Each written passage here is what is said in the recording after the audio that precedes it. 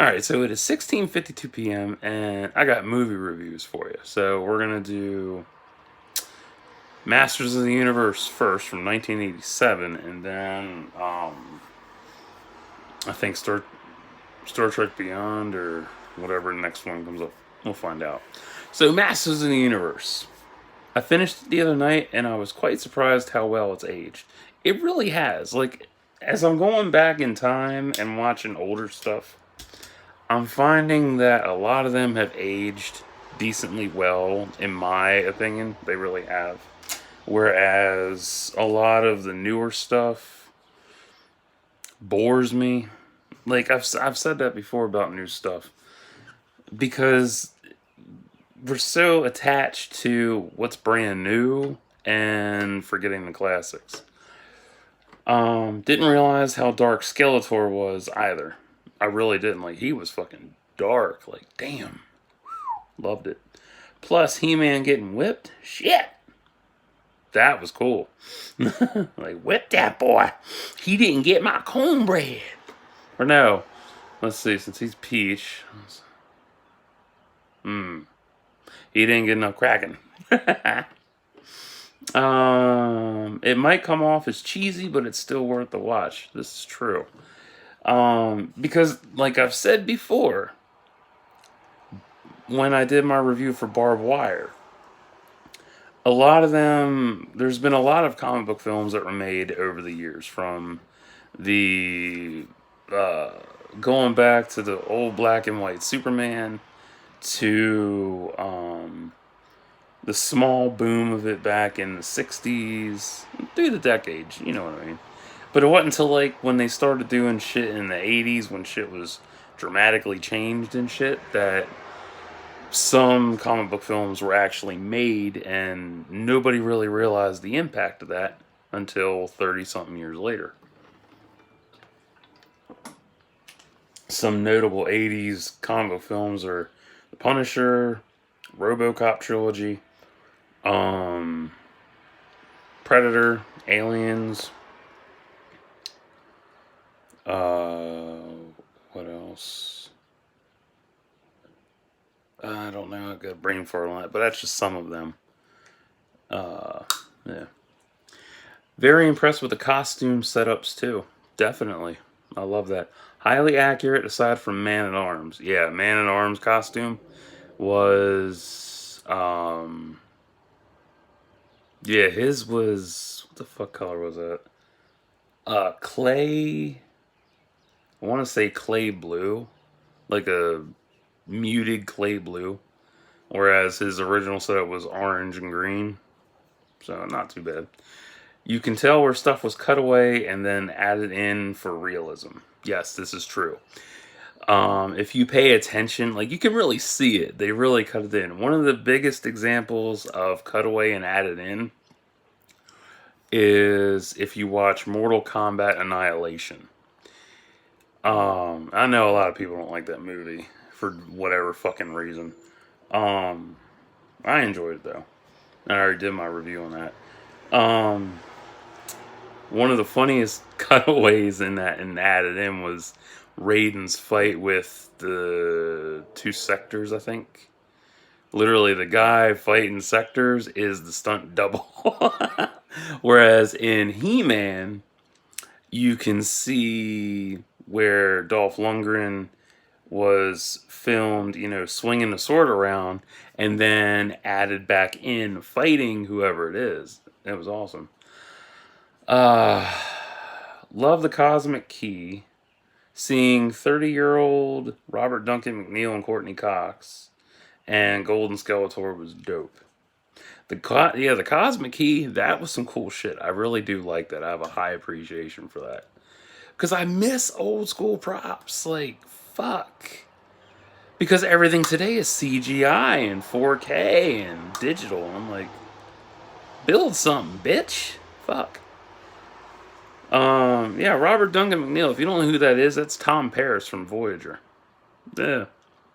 But him and Courtney Cox are teenagers in this. Teenagers.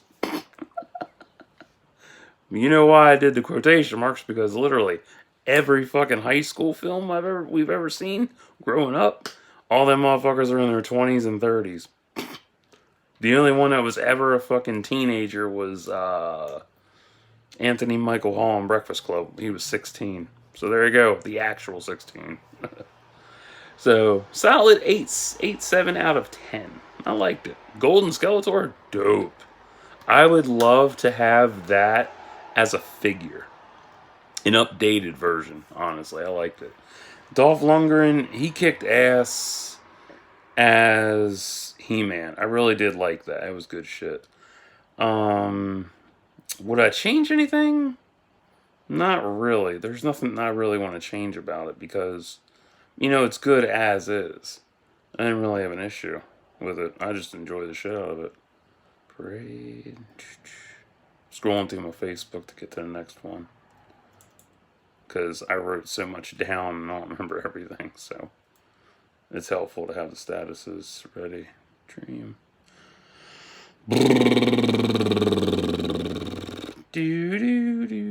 Ooh, I might get copyrighted. Good thing I'm not monetized. Ah!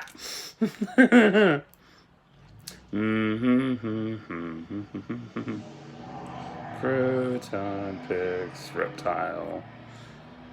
Sunset Exodus, writing, blah.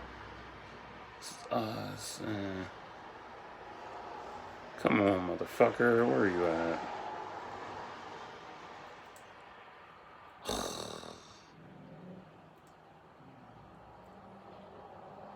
Nothing coming up on it. Ice pack. Oh, I just got over it. I'm still working on an ear infection, by the way. Yeah, that was exciting. Pain in my ass. Alright, Star Trek Beyond from 2016. So, yeah. Ear infection that popped up this weekend. Actually, no, yesterday.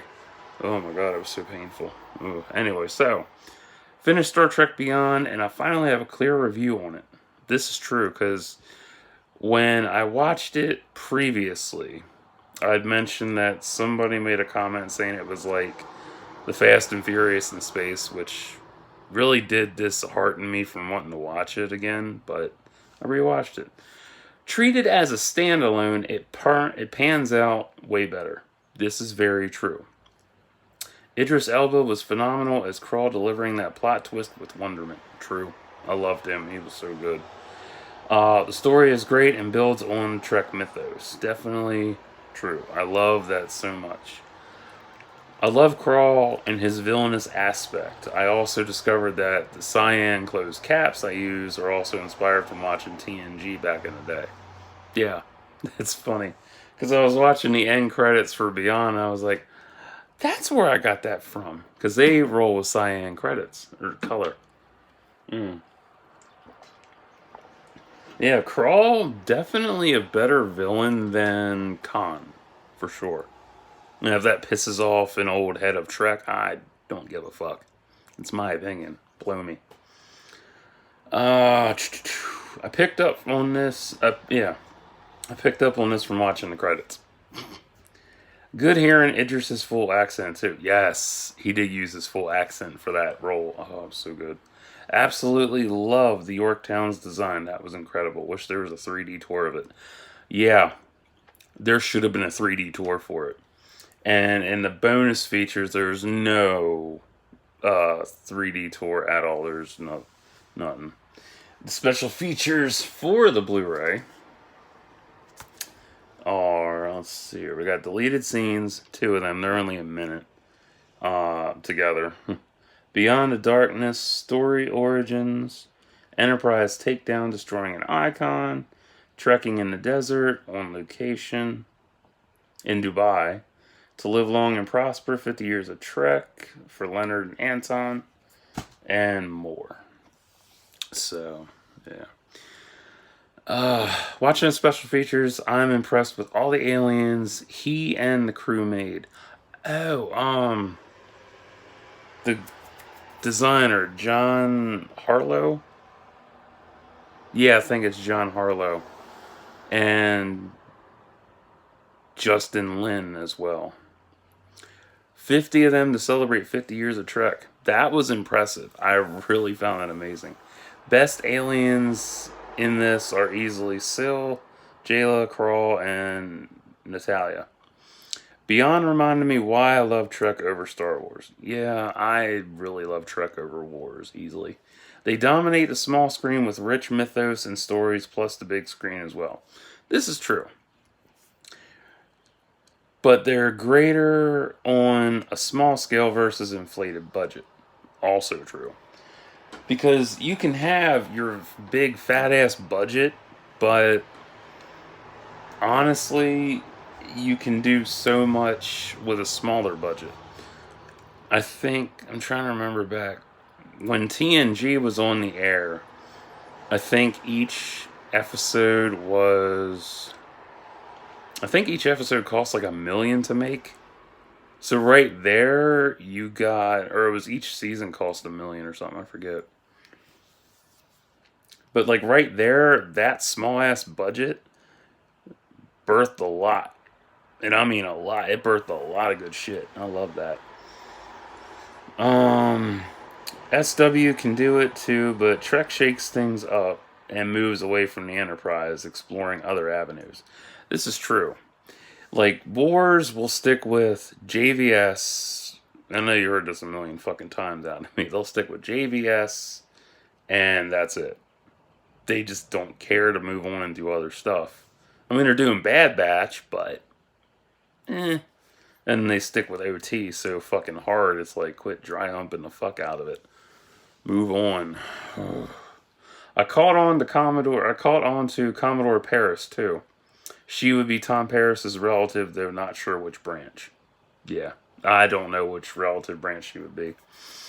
I like the USS Franklin's design, though I don't think I'm going to rent the art book for this movie. Yeah, I thought about getting the art book at the library to do a review on, and I was like, nah, I don't really want to. So, sorry. Cast was great. Damn shame Leonard and Anton died a year apart while the movie was made. Yeah, that sucked. Yeah, when Leonard Nimoy, aka Spock, died in 2015, that really hurt. That, like, for me, the world kind of stopped that day. And I was kind of sad about that. And then Anton Yelchin died in 2016, because yeah, he died while they were filming or no, yeah, he went out like Paul Walker. I know that's horrible to say, but he went out like Paul Walker. He died in a car crash. Only difference was he wasn't speeding. And I remember that because he was the voice for Jim on Troll Hunters. And they had enough... when he died, they had just enough dialogue to finish out season 2 with him. Because after 2, they didn't have anything else. And it was sad. Because he was so young. He was only 26, I think. Yeah, 25 or 26 when he died. He was a baby. Would I want another Trek film? Nah.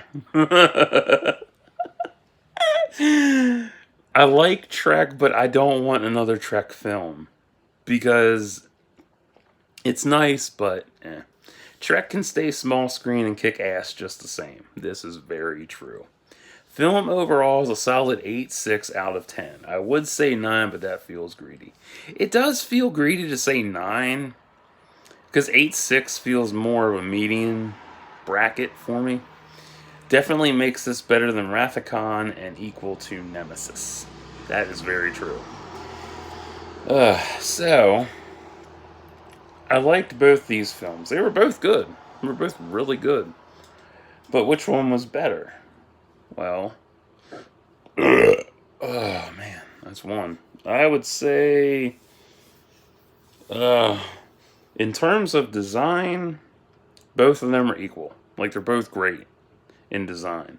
In terms of story and pace, I would definitely give it to Beyond, with Masters in second.